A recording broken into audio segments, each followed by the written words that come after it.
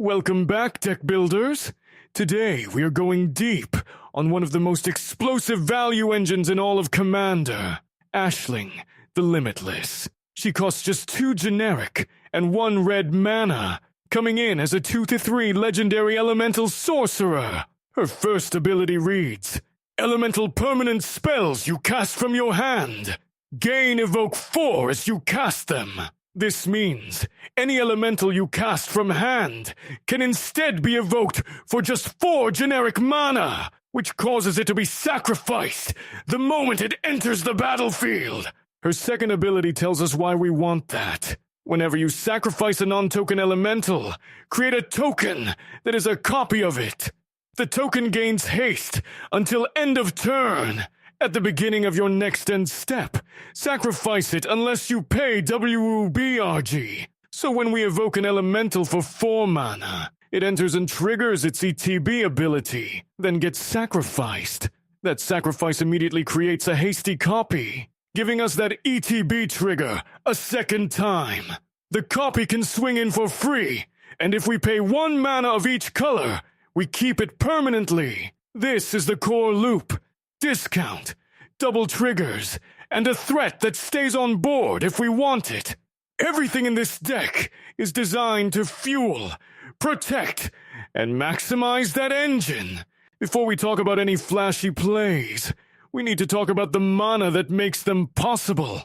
Ashling asks us to pay WUBRG to keep our tokens, so our ramp suite needs to be exceptional. Soul Ring and Arcane Signet are Commander staples that accelerate us into Ashling ahead of schedule. Birds of Paradise produces any color on turn 1, while Noble Hierarch covers green, white, and blue, and Ignoble Hierarch covers black, red, and green. Together, those 2 1-drops provide access to all 5 colors off a single green investment each. Avacyn's Pilgrim patches our white mana gap, which is often the hardest color to find in a Temur-based shell. Bloom Tender is exceptional here. Since Ashling is a red permanent, Bloom Tender always generates at least 1 mana on entry. And as we add multicolored elementals to the board, she quickly taps for all 5 colors at once.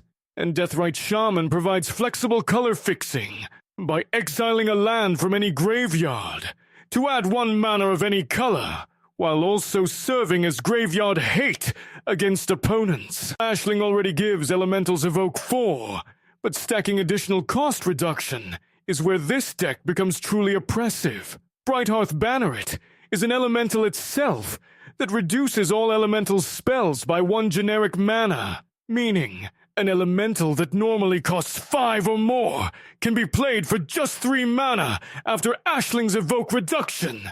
Urza's Incubator does the same on a harder-to-remove artifact body. Name Elemental, and every creature in your deck costs 2 less. Honest Rutstein makes all creature spells cost 1 less, and returns a creature from your graveyard on entry, representing fantastic value on a 3-drop. Temur Battlecrier is the sneakiest inclusion. During your turn, spells cost 1 less for each creature with power 4 or greater you control. Since our token copies of Cavaliers and Omnath variants routinely hit that threshold, Battlecrier can make the remaining cards in your hand nearly free. And Animar, Soul of Elements, grows a counter every time we cast a creature spell, then reduces future creature costs by that many counters. With the volume of creatures this deck deploys in a single explosive turn, Animar can snowball into making our entire hand free within a few activations.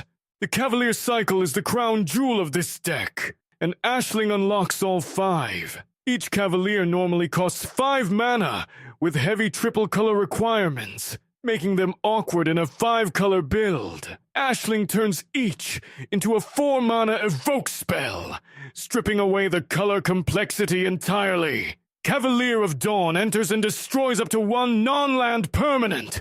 The target's controller gets a 3/3 golem as consolation, so aim at the most threatening thing on board. When it dies via evoke, you return an artifact or enchantment from your graveyard to hand. Ashling then creates a hasty token that destroys another permanent. 2 removals, plus a recursion for 4 mana. Cavalier of Flame lets us discard any number of cards, then draw that many. A full hand refresh. And when it dies, it deals damage to each opponent, equal to the number of land cards in your graveyard. The token fires both the loot and the damage trigger a second time. Cavalier of Gales enters and draws 3 cards, then puts 2 back on top in any order. A net draw of 1 with excellent selection.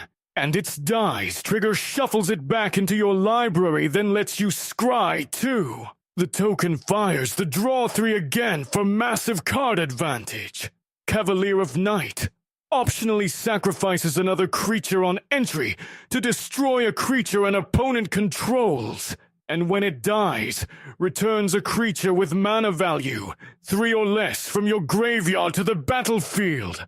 The token re-triggers both effects. Cavalier of Thorns enters and reveals the top 5 cards, putting a land directly onto the battlefield and milling the rest into your graveyard. When it dies, you may exile it to put any card from your graveyard on top of your library. The token fuels your graveyard twice and lets you top deck exactly what you need. At 4 mana each, these 5 cards represent a value density that most Commander decks simply cannot match. Here is one of the most powerful interactions in the entire deck. The Incarnations from Modern Horizons 2 each have a built-in evoke cost, requiring you to exile a matching color card from your hand. Ashling grants them evoke 4 as an additional option when you cast them, but you can still use their original pitch evoke costs, which are even cheaper. Solitude can be cast for free by exiling a white card from your hand. Its ETB exiles up to 1 other target creature, and that creature's controller gains life equal to its power. Ashling's trigger then creates a hasty Solitude token, which exiles another creature. 2 creatures permanently removed for 0 mana, and you keep a 3/2 lifelinker if you pay WUBRG. Fury works the same way. Exile a red card. Fury enters and deals 4 damage divided as you choose among any number of creatures and planeswalkers. The token fires it again for up to 8 total damage spread however you choose, all for the cost of 2 cards from your hand. Endurance lets you exile a green card to immediately put an entire graveyard on the bottom of the target player's library in random order, critical interaction against Reanimator, Dredge, or Graveyard combo. The token resets another graveyard, or hammers the same one again. These 3 incarnations give this deck a free emergency response toolkit that operates entirely outside the 4-mana evoke window. If doubling triggers once is good, doubling them again is game-ending. Yarok, the Desecrated reads, if a permanent entering causes a triggered ability of a permanent you control to trigger, that ability triggers an additional time. This is a blanket, ETB doubler. Pair Yarok with Ashling, and every time we evoke an elemental, its ETB ability resolves twice before the sacrifice even happens. Then Ashling creates the token, and that token's ETB fires twice more thanks to Yarok. A single Cavalier of Dawn evoke now destroys 4 non-land permanents instead of 2, all for 4 mana. Twinflame Travelers is a flying 3/3 for 4 mana, whose text reads, if a triggered ability of another elemental you control triggers, it triggers an additional time. This stacks with Yarok. If both are in play, elemental triggered abilities fire 3 times total before Ashling even creates the token. Twinflame Travelers is itself an elemental, benefits from Ashling's evoke reduction, and generates its own Ashling token when sacrificed. Get both of these on the battlefield before your main evoke sequence and watch the table scramble. A deck that floods the board with creatures needs serious card draw to sustain momentum. Risen Reef is one of the best cards in this archetype. Whenever this creature or another elemental enters, look at the top card of your library. If it is a land, it enters tapped for free. Otherwise, it goes to your hand. Every elemental ETB becomes a free library impulse and potential land drop. When Ashling creates a token copy, that token entering also triggers Risen Reef, so each evoke playnets at minimum 2 reef triggers. Elemental Bond draws a card whenever any creature with power 3 or greater enters. Yarok's Uprising does the same for power 4 or greater, and also gives all your creatures trample, making every hasty token copy a threat that cannot be cleanly chump blocked. Kindred Discovery set to elemental draws a card whenever an elemental enters or attacks, which snowballs aggressively once you are creating multiple tokens per turn. Greater Good is the most explosive option.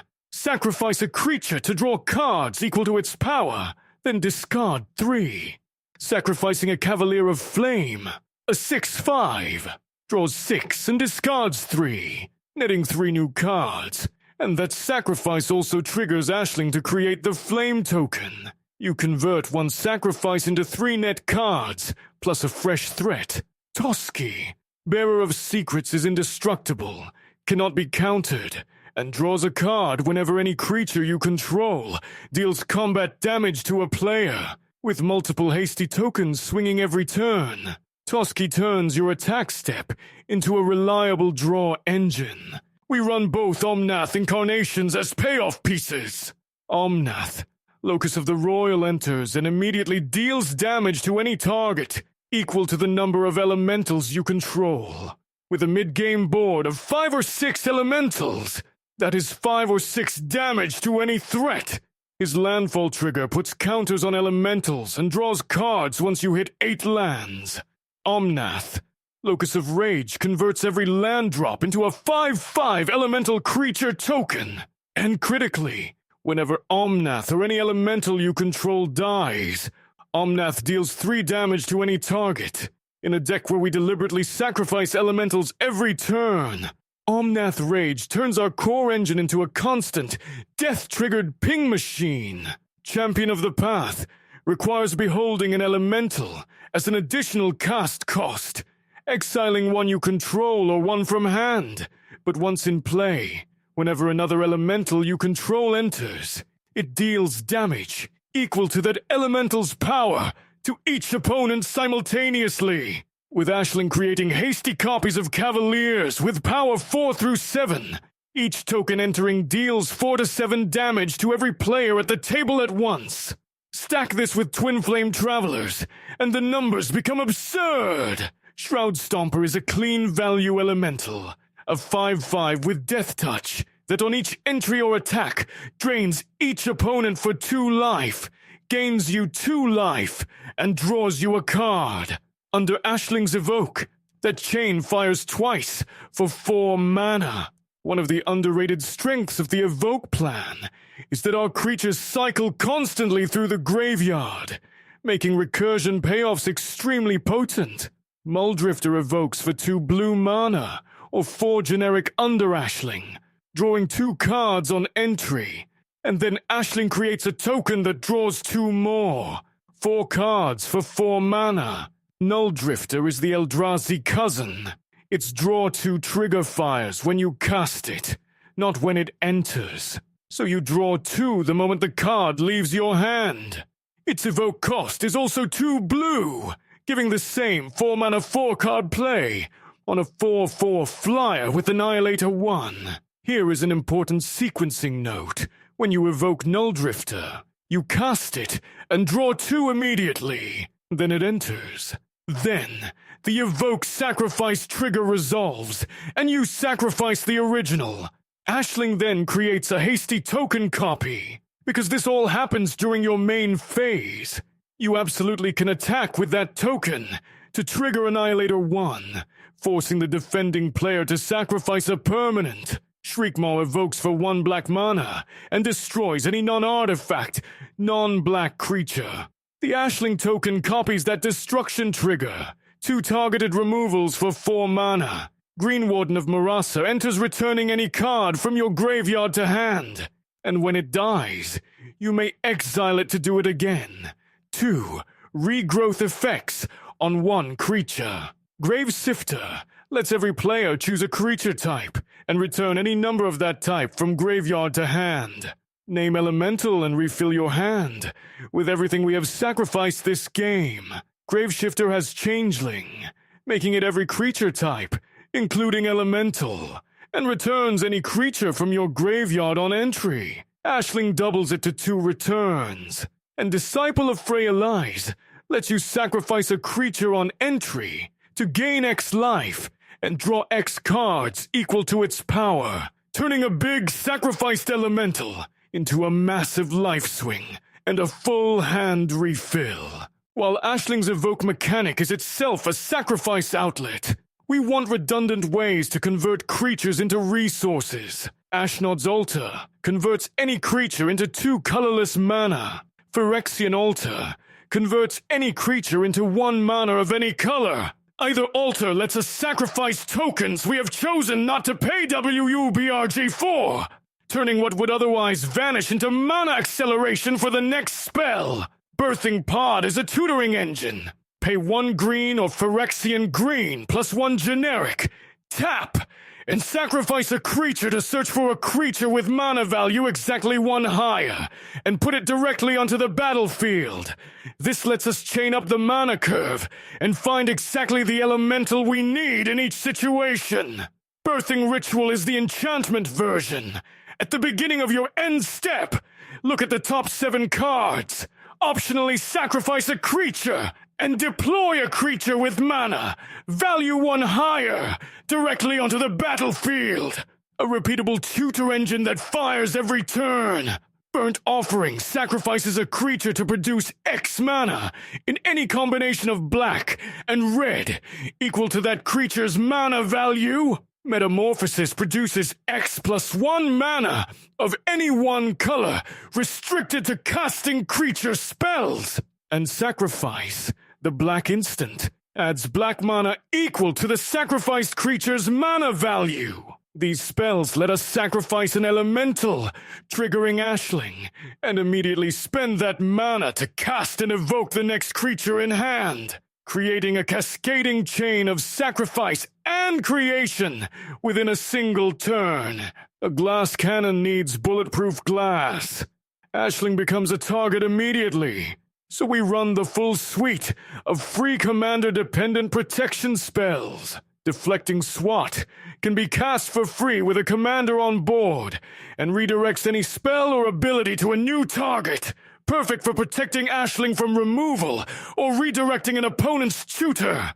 Fierce Guardianship counters any non-creature spell for free with a commander in play, keeping board wipes off the table at 0 mana. Flawless Maneuver grants all your creatures indestructible until end of turn for free. An entire combat step worth of protection of 0 investment. Swan Song counters enchantments, instants, and sorceries for 1 blue mana and gives the opponent a 2/2 bird. Rarely relevant when we are presenting 7/5s with haste. Swords to Plowshares exiles any creature for 1 white mana. Clean, unconditional, and efficient. The 2 channel lands round out our interaction. Boseiju, who endures channels to destroy any artifact, enchantment, or non-basic land, costs 1 less for each legendary creature you control, and with multiple legendaries often activates for free. Otawara, soaring city channels to bounce any artifact, creature, enchantment, or planeswalker to hand, also discounted by legendaries, giving us repeatable blue interactions stapled to a land that never wastes a spell slot. Now for how this deck closes games. Maelstrom Wanderer becomes a 4 mana evoke under Ashling, a 7/5 that grants all your creatures haste.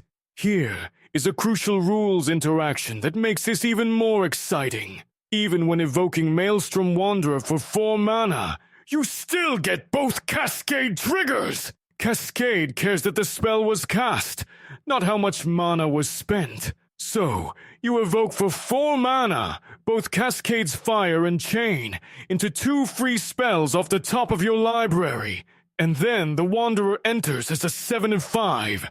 Triggers Ashling to create a hasty 7/5 token, and then the original is sacrificed. You end up with 14 Power of Haste creatures on board, plus 2 free spells, all for 4 mana. Titan of Industry is a 7/7 with Reach and Trample that evokes for 4 under Ashling. On entry, choose 2 from 4 modes. Destroy an artifact or enchantment. Give a player 5 life. Create a 4/4 Rhino Warrior token, or put a shield counter on a creature. Under Yarok or Twinflame Travelers, that ETB fires multiple times, potentially destroying 2 threats and creating 2 tokens from a single evoke. Rottenmouth Viper is a lethal finisher. Whenever it enters or attacks, it gains a blight counter. And for each blight counter, each opponent must sacrifice a permanent, discard a card, or lose 4 life. On entry, that is 4 life lost from every opponent, compounding on every subsequent attack. Jubilation enters to give all your creatures plus 2 power and toughness and trample until end of turn, and can be encored from the graveyard for 9 mana to create attacking copies against each opponent simultaneously. Lamentation destroys a target creature an opponent controls and gains you 3 life on entry, with Encore for 8 mana, creating forced attack token copies against every player at once. Flamekin Harbinger is a 1 mana red elemental shaman that on entry lets you search your library for any elemental card, reveal it, and put it on top of your library. This guarantees your next draw is exactly the elemental you need, whether that is a Cavalier, an Omnath variant, or whatever situational tool is most valuable. Lurking Predators is a game-ending enchantment for 6 mana. Whenever an opponent casts a spell, reveal your top card. If it is a creature, put it directly onto the battlefield for free. In a deck over 60% creatures, this converts every spell your opponents cast into free threats on your side of the board. Against 3 active players, Lurking Predators can deploy most of your deck within a single orbit around the table. Erdu.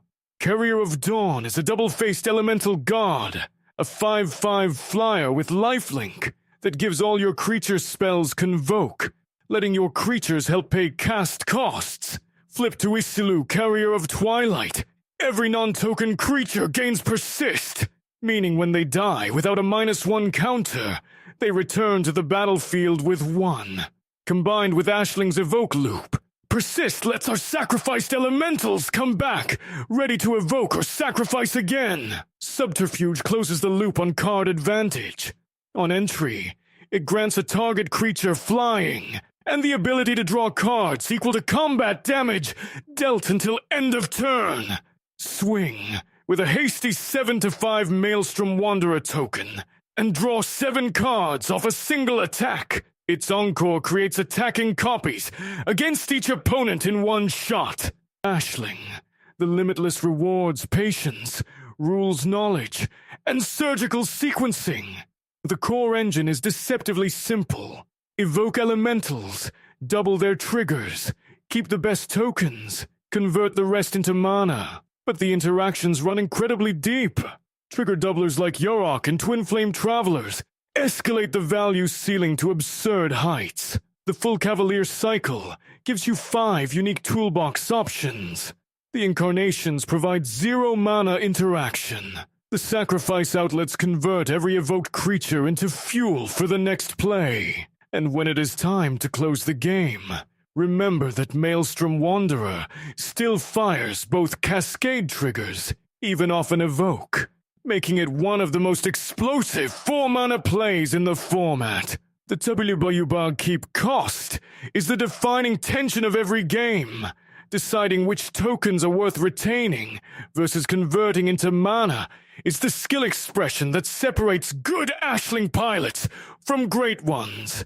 If you enjoy mastering complex layered interactions and building toward one enormous turn where everything falls into place, Ashling is your commander. Thanks for joining me for this deep dive. Hit that subscribe button and I will see you next time. Now go forth and let your potential be truly limitless.